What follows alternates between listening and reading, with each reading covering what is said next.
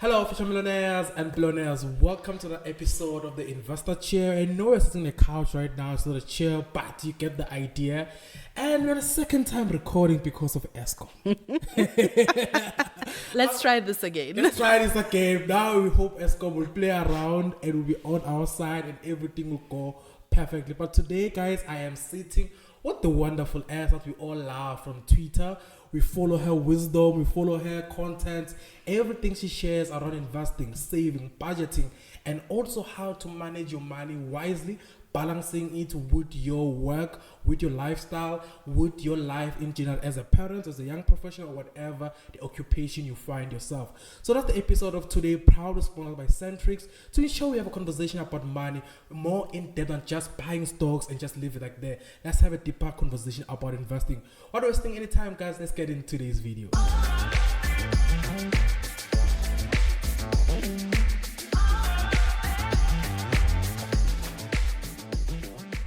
Second time recording. Eskom was showing us flames the last time. Yeah. But now we're here and I'm going to ask you this question for the second time because when we recorded the first time, I did ask you this. I think it's going to be like all the questions we're going to talk about today. But for those who are new and don't know you are from my platform, don't know the work that you do and who you are, how do you best describe yourself as someone that's in the finance space as well as someone who generally just push financial education content? So I always like to start off with I'm a mother of two. Yeah. That's very important for me. Yeah. I'm a mother of two. I'm a working professional. I am a retail investor. I love sharing my personal finance journey because I believe through sharing, I'm hoping it will spark an idea of someone of just how to manage your finances. Look at me, how I do it, and maybe let that spark a conversation or a thought in your head of how you can better manage your own personal finances. And that's beautiful. I love the fact that you start that you are a mother of two, because that gives context to how you deal with money. That gives context to how you manage everything. But most of the time, people just want to take everything from everyone, not contextualizing how they are as individual and what they sit in. So let's talk about your story of investing. How did you get into investing, and how did you get into now tweeting about finances, tweeting about better ways to save? But also, one thing I've noticed with you, you always are a big person that always talks about let's save money. So how did you get into that environment of saying, I want to talk about money, I want to help my people, understand investing, understand saving and all of that? So I've made my own mistakes, Ivan. Yeah. So I grew up in the East End. And like many people, I think I saw how to manage money through my parents. Yeah. My parents were not very vocal about managing money and how they manage their finances, but I sort of looked at the way they did. I mean, investing to them was literally investing in our education as kids. So for me, I literally didn't know how to manage money until I started working. Yeah. And I made my own mistakes. I mean, I've shared my many mistakes with everyone, I think. I got my job, I started working, and I found myself, in financial difficulty. I had incurred a lot of debt trying to help a lot of people, my family.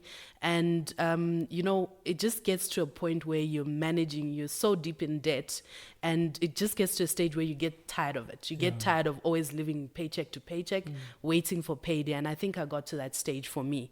I realized I can't live like this. There must be a better way of managing my money. And I think the moment I realized this, it sparked a conversation in me to say, what can I do differently? Yeah. And I mean, in South Africa, I'm a black woman, which means we have to fight gender pay gap. We have to fight, climbing up the corporate ladder.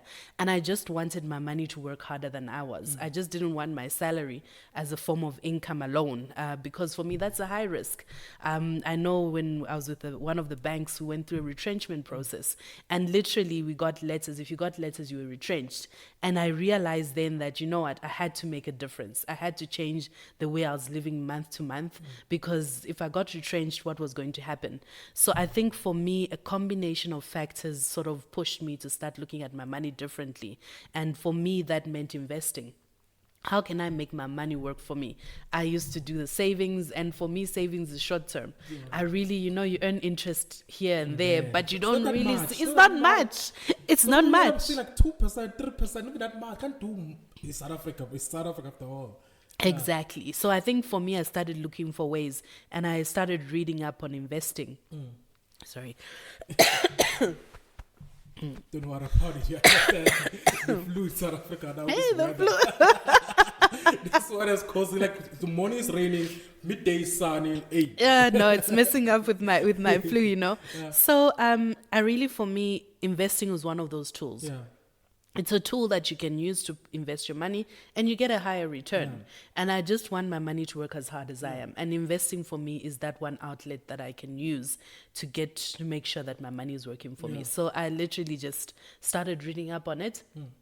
And I started following the necessary people, reading. I mean, there's this woman every year, Super Saver Julia, in July, that 702 features.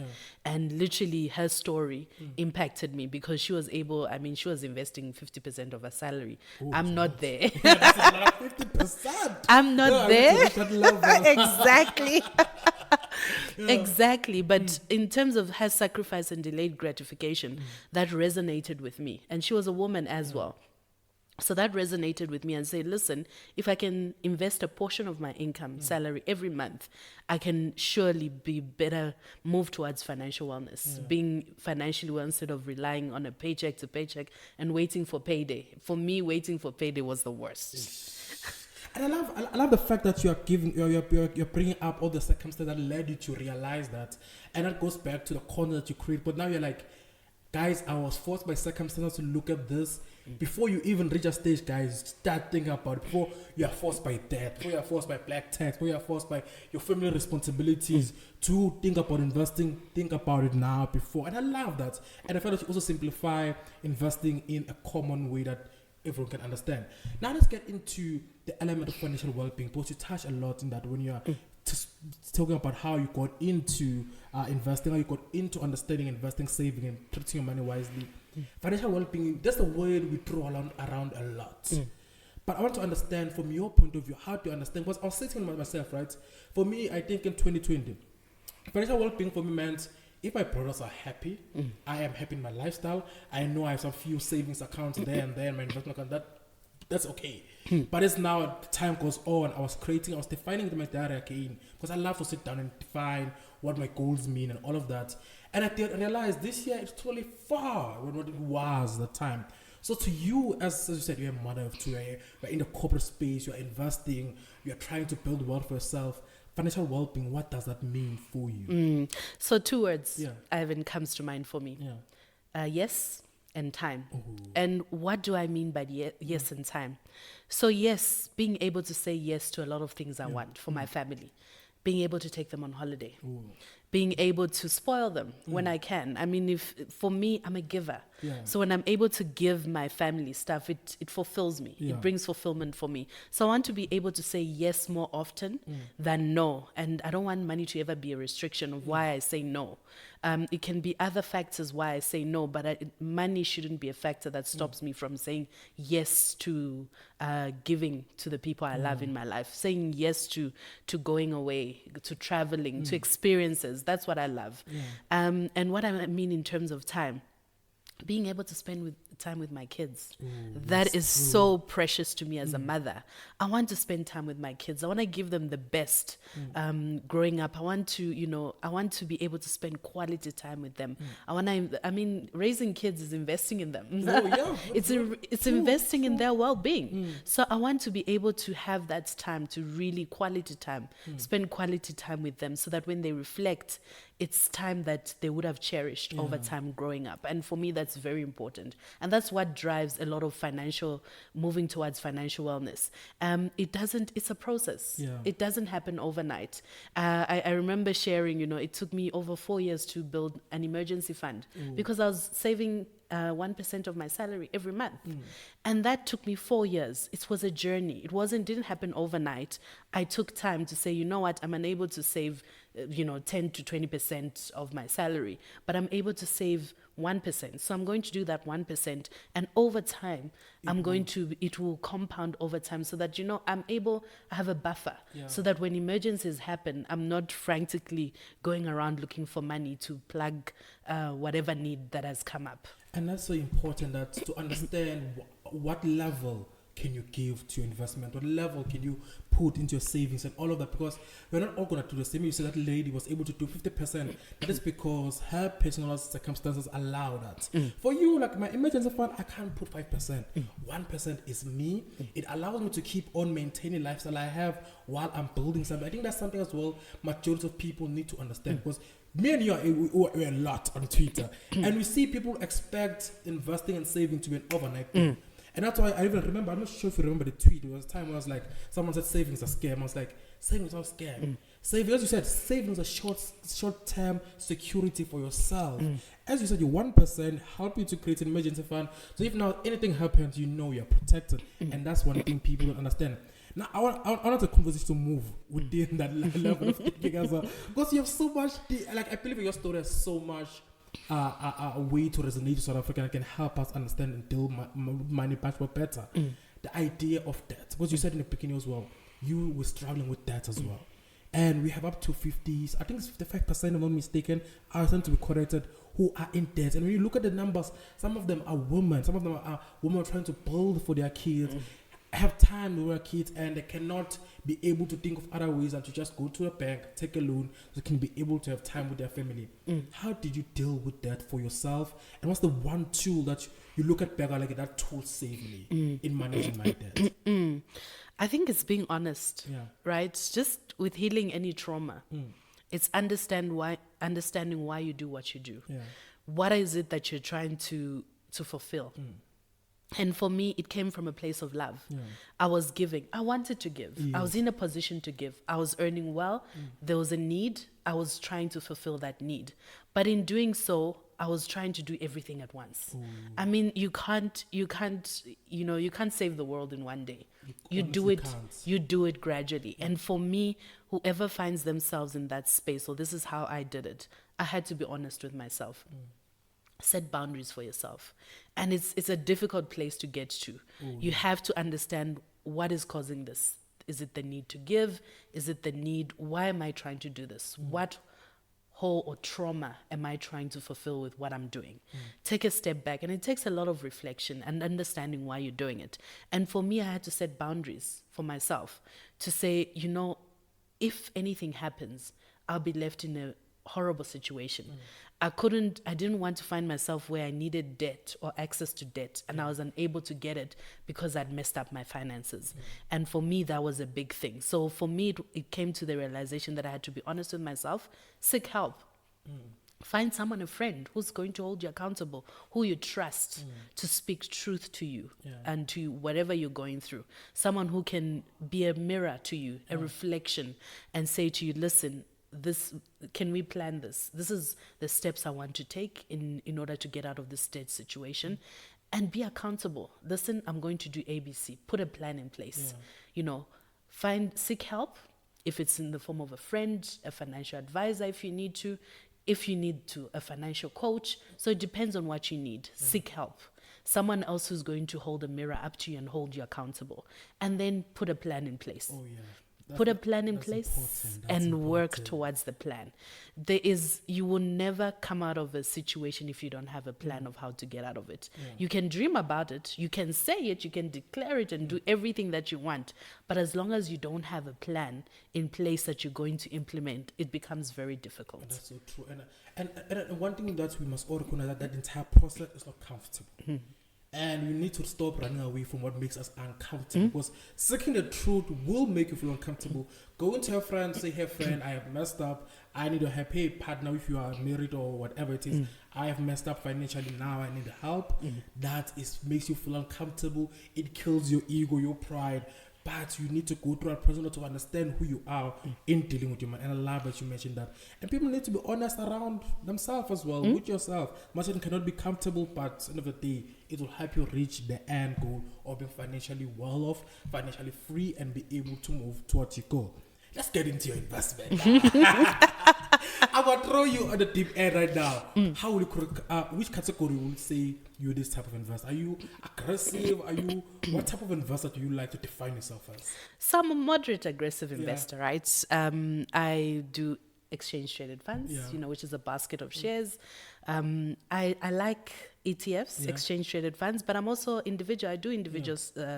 I do buy individual shares, so I do both. I'm a combination of both. I like my security of what exchange traded funds offer, but I also like being on the riskier side of individual shares because I know I'm able to do my own research because I'm comfortable. I've identified what type of investor I am. I'm comfortable in doing my own research, so I understand my risk profile. I'm able to see and understand what the type of investor I am. I've identified that, and it's a process. It doesn't happen overnight. You find your way as you going along in the journey. It won't happen overnight. You find yourself as you're investing. You start to realize, no, listen, this was a very risky investment. I shouldn't have done this. And you sort of pull out. You sell and you buy. But ideally, you should have done your research in such a way that you have conviction. You build up conviction. So when you buy, it's to buy for me. It's for the long term. But I had to find my feet. It just didn't happen overnight. I had to find what type of investor I was and what I was comfortable with, depending on my risk profile. So I'm very comfortable with my risk profile and who I am, so that when there's a lot of noise happening on Twitter, social media about this share, that ETF, I'm very comfortable in what I have, and I'm happy to not partake in all that's happening around me. If the Nasdaq is going up and you know I'm not a fan of the Nasdaq, you just relax once you know the type of investor that you are. And I ask the question specifically because I want people to understand that point as well. But it's very important that you need to understand what type of investor you are, and that's not a process. You said it's not a process that will happen overnight. And when you start investing, do not try. It's okay. I just need to first understand the type of investor. No, you need to go into the market. As you're in the market, making mistakes, you learn the type of person that you are. You're not like, no, man. In the Centrix app, I just need the ETFs from London or the S&P 500, or I need whatever the case may be. So you're not able to know what suits you. That's a very, very important point. Now, let's go into, because you deal with a lot of people. I get a lot of DMs on Twitter. People asking me, hey, Ivan, which ETF must I buy? Hey, Ivan, which shares must I buy? Like, when you interact with a lot of people, what's the one mistake that you notice around our retail investors? Because you are yourself a retail investor, and much as and I know you love dividends. You're a dividends queen. What's the one mistake that you've noticed that's being done by majority of our South African retail investors when they're going in? And also, what's the one tool that you can say, from my experience, this mistake can be solved by this? I think it's trying to copy. So I think whilst you're learning and trying to find yourself, you almost want someone to give you a stock pick. For example, those that buy individual shares, they want you to tell them which shares to buy. And you learn nothing from that because someone gives it to you. So when the market is really not playing along, you easily sell it. You don't have your own conviction. So it's so easy for you to get easily disturbed by any market news around that particular stock or ETF that's on the market. Whereas if you know why you're doing it, so what is my plan, right? For me, the basics. Understand your financial plan, understand your investment strategy, and understand the type of return, your risk profile, all those things. Those are things that as an investor you try and understand first before you even start asking for ETFs or stock picks from people. I think do the work. I think for me, don't try and skip these processes. It might seem like, it's taking too long. I just want to get started. Let me just try this. But build that foundation first. Once you've built that foundation and you have your strategy and you're figuring it out, you will be able to tell what needs to go into your portfolio, what needs to go into your investment portfolio. And once you have that, you'll be able to run. And it goes back to a very important point. You need to put in the work. And also, as you said, investment is long term. It's not something that you can reach overnight. This is not a bet way, basically. When you can bet on a soccer match, it's not. It's a long process that is going to be hard, but it needs you to understand. Now, 2022, we're seeing red. All of us, everywhere. How you feel about 2022 in the markets? I know you're dividends queen. I hope they're making you smile because me. Listen. I am not happy. Listen, my dividends kept me warm in 2022. I wish I was like you. I'm a growth investor. My portfolio is hugely growth stock investments. All of the international, local. I look into growth. I'm like, I'm still young. I don't need to run to dividends that much. But I was talking about, I see dividends and I see like, okay, 25 rand dividends is in. I'm like, thank God there's something happening. Yeah. Hey, this year was rough. No, this year was rough. Listen, I mean, there's a lot of things that, economic stuff that impacted the market. And I think, that's why it's so important to have that investment strategy and long-term view because you're not moved by... Yes, I mean, on a yearly basis, you look at it and you think, but you know that it's long-term. It's longer than 5 years. So there will be market volatility. What you need to be comfortable with is, what do I have in my portfolio? And am I comfortable with what's in my portfolio? Am I well diversified? Yes. Have I sort of taken care of my risk within my portfolio?